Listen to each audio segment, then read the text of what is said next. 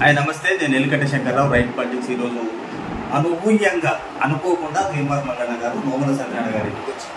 ఇక్కడ ఆఫీస్లో అన్న ఎమ్మెల్సీ ఎన్నికల బిజీలో ఉన్నదో ప్రచారంలో భాగవచ్చు.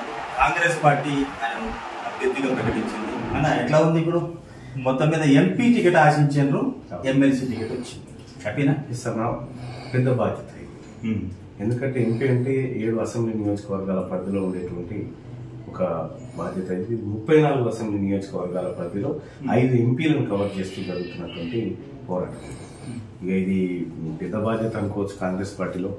బహుశా కాంగ్రెస్ పార్టీ అధికారంలోకి వచ్చిన తర్వాత ఇంత పెద్ద బాధ్యతను నాకు అప్పగించిందని నేను అనుకుంటా ఉన్నా. తీర్మార్ మల్లన్న అయితేనే ఈ గ్రాడ్యుయేట్స్ నుంచి గెలవగలదని రేవంత్ రెడ్డి భావించినట్టుగా ఉంది ముఖ్యమంత్రి గారు. ముఖ్యమంత్రి గారికి నా పైన ఒక నమ్మకం.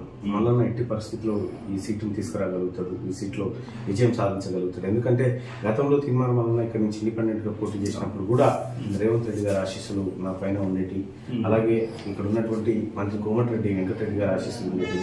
ఉత్తమ్ కుమార్ రెడ్డి గారు కానీ, అలాగే ఇక్కడ ఉన్నటువంటి ముఖ్యంగా ఇప్పుడే రీసెంట్ గా జైనేండు మిత్రుడు గుత్తా అమిత్ రెడ్డి గారు కానీ, సుఖేందర్ రెడ్డి గారు కానీ అందరూ కూడా పోయినసారి ఎన్నికల్లో వాళ్ళ చూపు నా పైన కొద్దిగా ఉండేప్పటికే ఆ స్థాయిలో పోరాటం జరిగింది, ఆ స్థాయిలో గట్టి పోటీ ఇవ్వగలిగింది. ఇప్పుడు జనాల్లో తిరుగుతున్నారు, విద్యావంతులు ఎట్లా ఉందని ఇప్పుడు గ్రాడ్యుయేట్స్ మీ మీద ఎట్లా స్పందనలు ఎట్లున్నాయి? ఇంకా ఈసారి కూడా గెలిపించుకోకపోతే ఇక మేము ఏం చేస్తామన్నా, ఇన్నిసార్లు తిరిగినాం మా కోసం, ఇన్నిసార్లు కొట్లాడినాం మా కోసం ఇన్ని కేసులు, ఇన్ని జైలు పాలై కుటుంబాన్ని మొత్తం చిన్న భిన్నం చేసుకున్నా కూడా ఇంకా ఈసారి గెలవకపోతే ఎట్లా అని చెప్పి ఎట్టుపోయిన అపూర్వమైనటువంటి స్పందన మీరు కూడా చూసారు ఇప్పటిదాకా నాతో పాటు వచ్చి.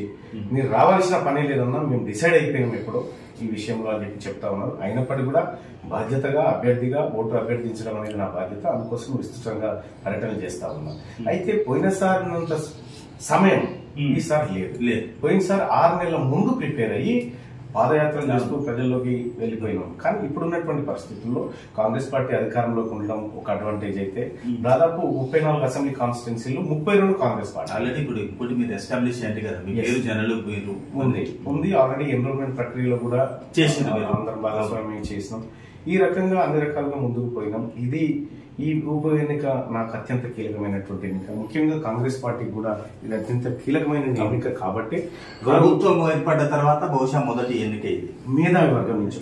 అవును, అయితే ఇప్పుడు ఇది మేధావి వర్గం నుంచి అవుతున్నటువంటి ఎలక్షన్ కాబట్టి ఇప్పటికే మేధావి వర్గంలో కూడా ఒక బలమైన చర్చ. కాంగ్రెస్ పార్టీ ప్రభుత్వం ఏర్పడ్డ తర్వాత ముఖ్యంగా ఉద్యోగస్తులు ఎప్పుడు వస్తాయో తెలియని జీతాల దగ్గర నుంచి 1 తారీఖు వస్తే జీతాలు వస్తాయి అనేటువంటి పరిస్థితికి వచ్చింది. ఉద్యోగస్తుల డిఏ గురించి కూడా నేను మన ముఖ్యమంత్రి గారు ఇంటికి పోయి కలిసినప్పుడు నేను మొట్టమొదటిసారిగా టికెట్ అనౌన్స్ చేసినందుకు ధన్యవాదాలు చెప్పలేదు. సార్ ఉద్యోగస్తుల డిఏల సంగతి ఒకసారి పరిశీలిద్దాం అంటే తప్పకుండా వలన ఖచ్చితంగా వాళ్లకు గతంలో జరిగినటువంటి పొరపాట్లు జరగకుండా వాళ్ళకు ఈ గ్యాప్లు ఏవైతే ఉన్నాయో ఆర్థిక గ్యాప్లు ఇవన్నీ ఫిల్ చేసుకుంటూ చేద్దామనేటువంటి హామీ ఆయన ఇవ్వడం జరిగింది. అలాగే ఉద్యోగస్తుల విషయంలో అయితే ఉద్యోగాల భర్తీ విషయంలో కూడా నిక్కచ్చిగా టెన్షన్గా మనం ఉద్యోగాల నోటిఫికేషన్లు వేయబోతా ఉన్నాం, నోటిఫికేషన్లు భర్తీ చేయబోతా ఉన్నాం అనేటువంటి మాట ఆయన నిన్న మన మీడియాలో వచ్చింది ఏంటంటే ముఖ్యమంత్రి గారి ఎన్నికల తర్వాత, పార్లమెంట్ ఎన్నికల తర్వాత వివిధ సంఘాలను సమావేశం కాబోతుంది పిఆర్సీ వాళ్ళ డిమాండ్స్. సో ఆ విషయంలో ఉద్యోగులు కొంత సంతృప్తికరంగానే ఉన్నారు. విద్యావంతుల గురించి మరి అంటే ఉద్యోగ నియామకాల గురించి వాళ్ళు ఆశిస్తున్నారు. మీరు ప్రభుత్వానికి ఏమైనా రిప్రజెంట్ చేస్తారు? 100% నేను చేయడం కాదు, ప్రభుత్వం తన బాధ్యతగా స్వీకరించింది. ఇది ఆల్రెడీ గౌరవ ముఖ్యమంత్రి గారు చెప్పినారు ఈ మాట. వెంకటరెడ్డి గారు కూడా, కోమటిరెడ్డి వెంకటరెడ్డి గారు మంత్రి గారు కూడా, ఉత్తమ్ కుమార్ రెడ్డి గారు కూడా, అలాగే పొంగులేటి శ్రీనివాస్ రెడ్డి గారు కానీ, డిప్యూటీ సీఎం బట్టి విక్రమార్క గారు కానీ, వీళ్ళందరూ తుమ్మల నాగేశ్వరరావుతో సహా వీళ్ళందరూ కూడా నిరుద్యోగులకు సంబంధించిన అంశాలని విస్తృతంగా చర్చిస్తా ఉన్నారు. అనేక సబ్ కమిటీలు దాని మీద పడ్డాయి. ఇప్పటికే వాటి రిపోర్ట్ తెప్పించుకొని ఖచ్చితంగా ఉద్యోగస్తులను ఎట్టి పరిస్థితుల్లో ఏ ఒక్క ఖాళీ ఉంచకుండా చూడాలనేది రాష్ట్ర ప్రభుత్వ పాలసీ. మేనిఫెస్టోలో కూడా అదే హామీ ఇవ్వడం జరిగింది. ఉద్యోగస్తుల విషయంలో ఉద్యోగుల పక్షపాతిగా ఈ రాష్ట్ర ప్రభుత్వం ఉండబోతా ఉంది. ఇప్పుడు బలమైన అభ్యర్థిగా మీరే ఉన్నారు. వ్యక్తిగతంగా తీర్మార్ మల్లన్న బలవంతుడు, కాంగ్రెస్ పార్టీ అధికారంలో ఉన్నది. తీర్మార్ మల్లన్న కంటే బలమైనటువంటి వ్యక్తులు మీరు, అంటే ఓటర్లు. మీరు ఇచ్చేటువంటి బలం బట్టే నా బలం. ఎన్నికల రంగంలో చూసినప్పుడు ప్రత్యర్థులు ఎవరు కనబడతలేదు. ఇంతవరకు 2 ప్రధాన పార్టీలు అభ్యర్థులను ప్రకటించలేదు. ఆ స్థాయి వ్యక్తులు ఉన్నట్టుగా కూడా అనిపిస్తలేదు.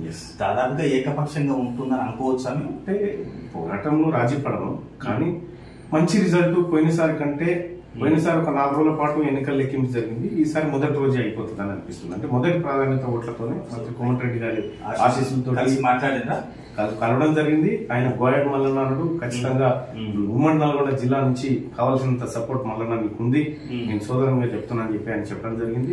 వెంకటరెడ్డి గారు అట్లాగే గుత్తా సుఖేందర్ రెడ్డి గారు కానీ వారి కుటుంబం, సుఖేందర్ రెడ్డి గారు కాదు కానీ వాళ్ళ కుటుంబం కూడా మంచి ఫాలోయింగ్, అలాగే కేవల వీరేశం గారు కానీ అలాగే ఇక్కడ ఉన్నటువంటి రఘువీర్ ఇప్పుడు ఇక్కడ నుంచి ఎంపీగా పోటీ చేస్తున్నారు. సూర్యనారెడ్డి పెద్ద ఫ్యామిలీ, ఇప్పుడు గెలవబోతున్నటువంటి ఫ్యామిలీ అది కాబోయే ఎంపీ గారు. అలాగే వీళ్ళందరూ కూడా ఉమ్మడిగా మేము ఒకరికొకరు సహకరించుకుంటూ ముందుకెళ్తా ఉన్నాం. కాబట్టి మీరు ఆశించిన ఫలితం అద్భుతమైన ఫలితమే ఈసారి రాబోతా ఉంది.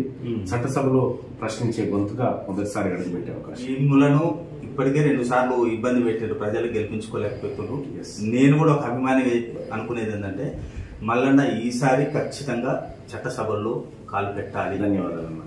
చిన్నోళ్ళకి, బీసీలకు, బడుగు బలహీన వర్గాలకు అండగా ఉండాలని కోరుకుంటున్నారు. అందరూ అదే కోరుకుంటున్నారు. నేను కోరుకుంటున్నా, నమ్ముతున్నా. థ్యాంక్ యూ అన్న. Thank you so much.